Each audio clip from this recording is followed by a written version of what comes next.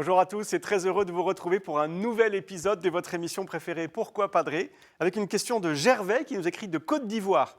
Pourquoi paie-t-on pour une demande de messe? Alors, non Gervais, on ne paye pas pour une messe au sens où une messe, ça n'a pas de prix, ça ne s'achète pas. Et d'ailleurs, entre nous, si la messe avait un prix, je ne sais pas moi, il faudrait au moins une fortune, mais colossale, une montagne de lingots d'or, de diamants. Je rigole bien sûr, mais en tout cas, retenez bien que la messe n'a pas de prix au sens monétaire, au sens financier du terme. Par contre, elle a un prix, évidemment, celui du sang précieux, infiniment précieux de Jésus, qui est mort pour nous tous, pour nous sauver sur la croix. Et la messe, l'Eucharistie, c'est vraiment le cœur de notre vie chrétienne, au cœur de la vie de l'Église, à tel point qu'on ne sait plus vraiment si c'est l'Église qui fait l'Eucharistie ou si c'est l'Eucharistie qui fait l'Église. Donc, non, on ne paye pas pour demander une messe, mais c'est vrai qu'au fil du temps, l'habitude est venue d'associer les fidèles chrétiens à la messe. D'abord, pour le prêtre lui-même, pour qu'il puisse vivre de l'autel, qu'il ait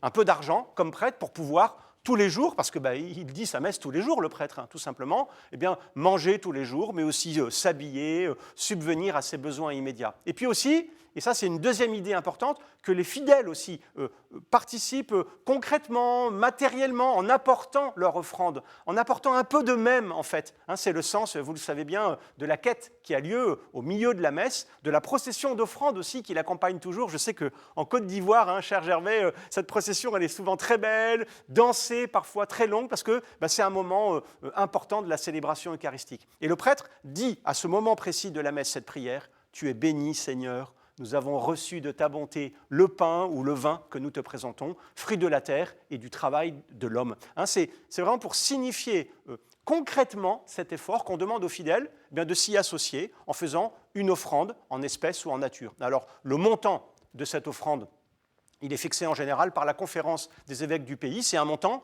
indicatif. En Côte d'Ivoire, je ne sais pas combien est le montant, mais en France, chez nous en France, dès là où je vous parle, c'est 18 €. Ça veut dire quoi? C'est simple.